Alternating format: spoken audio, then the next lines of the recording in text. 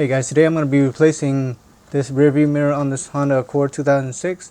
I'm replacing it because it's turning black all around the border, so I will show you a little close-up on it. But first I'm going to show you how to remove the rear view mirror. Alright, in order to remove this rear view mirror, you just twist it and it comes out like that. There you go, this is the old one and this is the new one I got off of eBay. You see the difference? One is pretty badly damaged and one is brand new, so that's what I'm going to replace it with. Alright, to insert it, make sure this oval shape is up and down and not side to side like that, because you won't be able to insert this into this hole right here. And make sure this lever is on the bottom. So when we insert it, make sure it's up and down, then push it in, and then you're going to twist. Once you hear the snap, it's in. And go ahead and adjust your rear view mirror, and that's it.